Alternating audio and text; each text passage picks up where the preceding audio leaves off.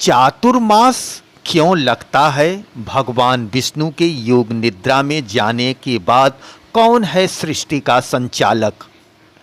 चातुर्मास के दौरान सृष्टि की देखभाल का कार्य कौन करता है? ये हमेशा से ही एक जिज्ञासा का विषय रहा है। भारतीय धर्म और पौराणिक कथाओं में भगवान विष्णु का स्थान अत्यंत महत्वपूर्ण है। उनकी विश्राम अवधि है जिसे योग निद्रा कहा जाता है। भगवान विष्णु पूरे 4 महीने योग निद्रा में रहते हैं, जिसे चातुर्मास भी कहते हैं। इस दौरान जनमानस में सभी तरह के मांगलिक कार्य बंद रहते हैं। वहीं चातुर्मास के दौरान सृष्टि की देखभाल का कार्य कौन करता है, यह हमेशा से ही एक जिज्ञासा का विषय रहा है। चातुर्मास, जो आषाढ़ शुक्ल एकादशी से कार्तिक शुक्ल एकादशी तक यानी 4 महीने की अवधि होती है, भगवान विष्णु के योग निद्रा में जाने के कारण लगता है।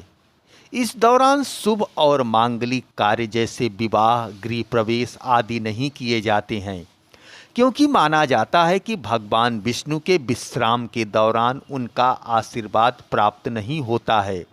चातुर्मास के दौरान भगवान विष्णु क्षीर सागर में योग निद्रा में चले जाते हैं और इस अवधि में भगवान शिव सृष्टि का संचालन करते हैं। इस समय जो आध्यात्मिक गतिविधियां तपस्या और पूजा पाठ के लिए समर्पित मानी जाती हैं। चातुर्मास का पालन हिंदू और जैन धर्म दोनों में महत्वपूर्ण माना जाता है।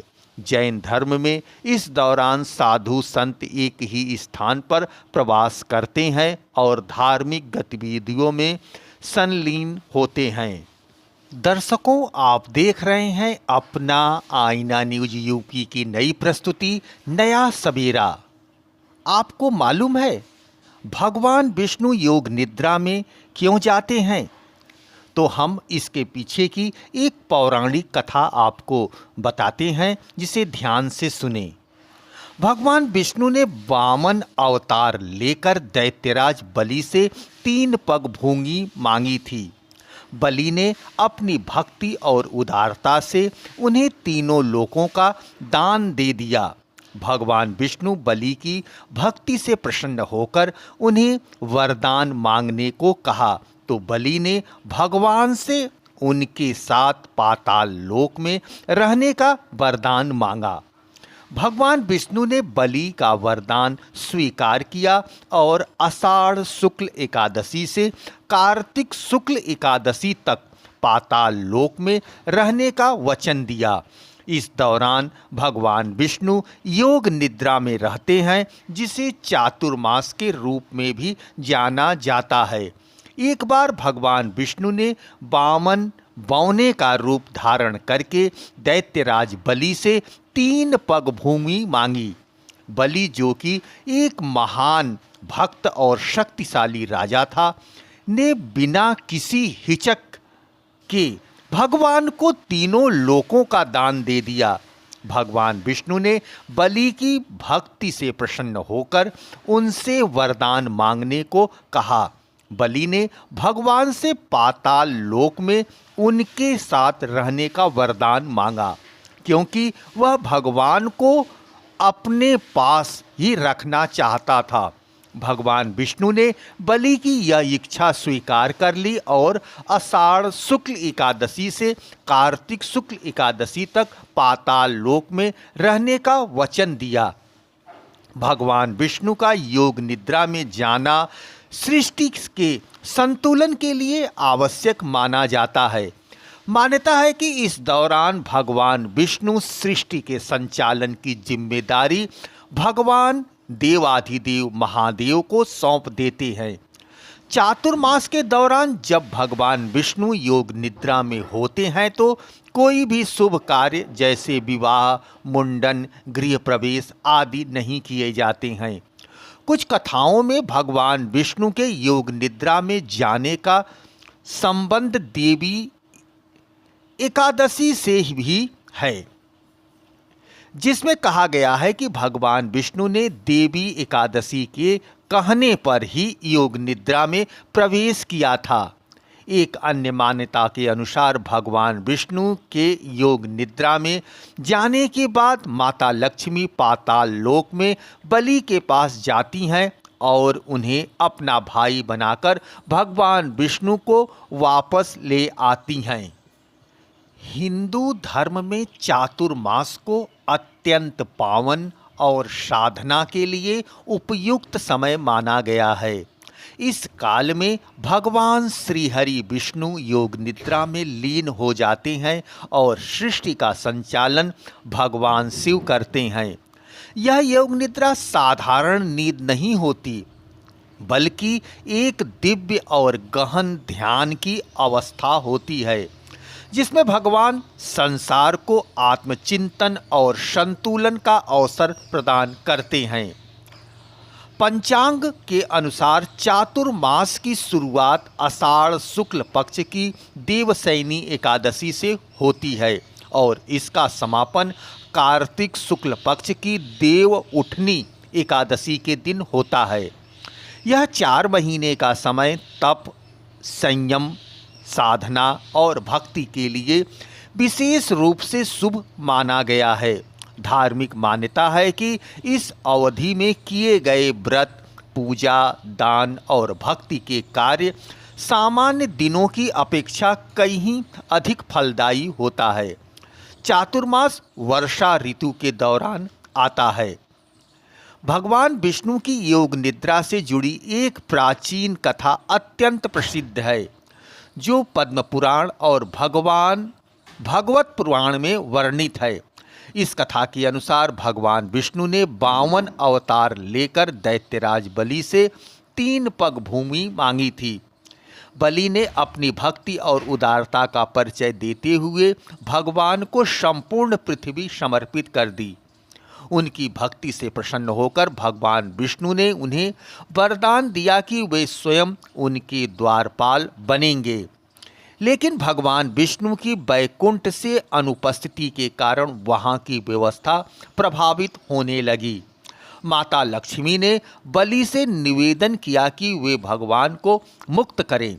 बलि ने भगवान विष्णु से आग्रह किया कि वे वर्ष के 4 मास उनके पाताल लोक में निवास करेंगे और शेष समय वैकुंठ में रहेंगे।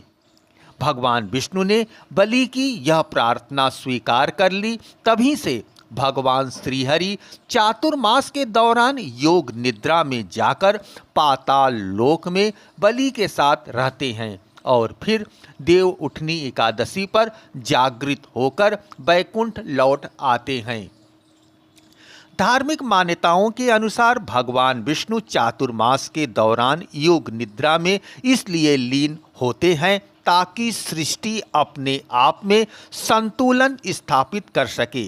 सृष्टि के त्रिदेव ब्रह्मा निर्माण करते हैं, विष्णु पालन करते हैं और शिव संहारक हैं। जब वर्षा आरंभ होती है तो प्रकृति में जीवन, हरियाली और नयापन आता है। ऐसे समय में भगवान विष्णु का विश्राम लेना सृष्टि को स्वाभाविक रूप से इस समय सृजन और संतुलन का अवसर देता है। यह योग निद्रा भगवान सृष्टि की आत्मशुद्धि और प्राकृतिक चक्र की निरंतरता का प्रतीक माना जाता है। दर्शकों, आप देख रहे हैं अपना कंट्री इनसाइट न्यूज का डिजिटल प्लेटफॉर्म। पुराणों में वर्णित मिलता है कि भगवान विष्णु चातुर्मास की अवधि में क्षीर सागर में शेष नाग की शैया पर योग निद्रा में विश्राम करते हैं। शेष नाग स्वयं अनंतता और स्थिरता के प्रतीक हैं। वे भगवान विष्णु को न केवल विश्राम का आसन प्रदान करते हैं, बल्कि संपूर्ण सृष्टि को धारण करने वाले आधार भी माने जाते हैं। दर्शकों, हम इस समय वाराणसी शहर के राम घाट स्थित एक ऐसे मंदिर में हैं जहां पर भगवान विष्णु की योग निद्रा में एक छवि है जो कसौटी पत्थर के ऊपर बना हुआ है और अपने आप में विलक्षण है। कसौटी पत्थर उसे कहते हैं जो सबसे कठोर पत्थर होता है, जिस पे सोने की पहचान घसकर की जाती है। इस कसौटी पत्थर पर भगवान विष्णु विराजमान हैं। आप भी कभी आएं और यहाँ दर्शन करें। शिवालय है, शिव का मंदिर है। आज हम एक ऐसे घर में मौजूद हैं जहां पर कसौटी के पत्थर पे भगवान विष्णु योग निद्रा में है। माता लक्ष्मी चरण दबा रही है और 64 योगिनी अष्ट सिद्धि नवनिधि के दाता हनुमान जी महाराज मौजूद हैं। इस मंदिर की महत्ता क्या है, इस पत्थर जिसपे भगवान विष्णु योग निद्रा में है उसका क्या महत्व है, और यह पत्थर इतना दुर्लभ और इतना बड़ा मिलना मुश्किल है। इस मंदिर के, इस घर के व्यवस्थापक, इसके संचालक, इस मंदिर में प्रतिदिन पूजन अर्चन करने वाले हमारे साथ मौजूद हैं। इनसे ही जानेंगे इनके मुखार बिंदु से इस मंदिर का, इस मूर्ति का महात्मा। आपका स्वागत है। हमारे दर्शकों को अपना परिचय दीजिए। मैं राजकुमार रामघाट से बोल रहा हूँ। हमारे घर में मध्यकाल से ये मूर्ति स्थापित है, मध्यकाल से हैं और कसौटी पत्थर से बने हुए 8 सिद्धियाँ हैं। हनुमान जी हैं, कार्तिकेय महाराज हैं, भगवान विष्णु हैं, माता लक्ष्मी हैं, सभी विराजमान हैं। सभी की पूजा अर्चना मैं बराबर करता हूँ, सेवा कर रहा हूँ। काशी के लोग भी यहाँ आते हैं, दर्शन करते हैं, दूर दूर से लोग आते हैं यहाँ दर्शन करते हैं। और इनकी महत्ता तो मैं कुछ बता नहीं सकता, ये महान है, इनकी मैं कहाँ तक बताऊँ मैं बता नहीं सकता। लेकिन आगे आप स्वयं आगे देख सकते हैं ये क्या है। कभी कोई चमत्कार, कुछ ऐसा आपके साथ घटना हुई हो जो हमारे दर्शकों से आप शेयर करें? हाँ, एक ऐसा वक्त था कि मैं बहुत गरीब आदमी था और घर से बेघर हो चुका था। तो मेरे पास पैसा नहीं था कि मैं कोई घर खरीद सकूं। तो शुरू में मैं यहाँ आया, हमको दलाल ने जो है कहा कि भैया एक मकान बिक रहा है, आप ले लो। तो मेरे पास पैसा उतना था नहीं, थोड़ा बहुत पैसा था, इसका हमने सट्टा बयाना करा और करके भगवान के सामने आगे बैठे और बैठ करके एक सुबह से बैठे रहे, एक शाम तक मैं प्रार्थना करता है, हे प्रभु आप हमको अपने यहाँ बसा लें, हमको आप अपने यहाँ से बसा लें। और आंसू की धारा हमारे आंखों से गिरती रही। सुबह 10 बजे से लेकर शाम 6 बजे तक मैं कब होश में आया हमको खुद पता नहीं। दूसरे दिन से विवादित एक ज़मीन था हमारे पास, जिसका फैसला दूसरे ही दिन हो गया। उस विवाद से मैं उत्तीर्ण होने के बाद उसी पैसे से इस मकान का मैंने रजिस्ट्री कराया। भगवान की ऐसी कृपा हुई कि सुबह शाम में मेरा दिन पलट गया और मैं आज बहुत सुखी हूँ। आज मेरे पास सब संपदा है, कोई चीज़ की मेरे पास कमी नहीं है, सब इन्हीं की कृपा है। सच्चाई यही है, मैं आत्मा से जो कुछ बोल रहा हूँ सत्य बोल रहा हूँ, यही आत्मा है मेरी। अच्छा, इनकी दैनिक पूजा कैसे करते हैं? क्या कुछ यहाँ पे नियम संयम, अगर किसी प्रकार की कोई मन्नत हो या कोई पीड़ा से ग्रसित हो तो यहाँ किस तरह से उस पीड़ा से निजात पा सकता है? यहाँ पे आदमी दर्शन करे, इनके सेवा करे, इनका पूजा अर्चना करे तो मनोकामना सिद्ध होता है। कितने लोगों का मनोकामना सिद्ध हुआ है, फिर आए हैं लोग, उनको प्रसाद जो कुछ भी हुआ है चढ़ाया है और मनोकामना उनका सिद्ध भी हुआ है। इनको प्रिय भोज पदार्थ क्या है? जैसे इनको कोई दिन निर्धारित है इनका पूजन अर्चन का? इनका कोई दिन नहीं, आप 12 महीना किसी भी दिन की पूजा कर सकते हैं। लेकिन ये चतुर्मास का महीना जो 4 महीना है, भगवान लेटे रहते हैं, सो जाते हैं, 4 महीने बाद ये उठेंगे। दर्शकों, अभी आपने आपके मुखार बिंदु से सुना कि इनके यहाँ भगवान विष्णु शेष नाग पर विराजमान है और इस समय चातुर्मास चल रहा है और भगवान विष्णु योग निद्रा में है। योग निद्रा का मतलब होता है कि आप अपने मन के मंथन को करें, आप अपने बुराइयों को बाहर निकालें और अच्छी चीज़ों को ग्रहण करें जो आपको अपने जीवन में सत्कर्म की ओर ले जाए। और श्रावण, भाद्रपद, अश्वनी, सावन, भादो, कुआर, कार्तिक। कार्तिक के महीने में भगवान विष्णु योग निद्रा से उठेंगे और संसार का संचालन स्वयं अपने हाथों में लेंगे। तब सारे मांगलिक कार्य प्रारंभ होते हैं। लेकिन इस 4 महीने में हमें ईमानदारी से कर्तव्य पे अपने कार्य को करना चाहिए। झूठ और दूसरों को धोखा देना, यह सारी चीज़ें भूल करके बाबा भोलेनाथ और भगवान विष्णु योग निद्रा में हैं। आप भी कभी काशी आए तो राम घाट के पास में यह पवित्र स्थल एक कसौटी के बड़े से पत्थर पे बना हुआ एक कलाकृति है और इसमें भगवान विष्णु को किसी कलाकार ने उकेरा है और यह स्वयंभू है या इनकी स्थापना की गई है यह तो जानकारी नहीं है, लेकिन यह बहुत विलक्षण नज़ारा है।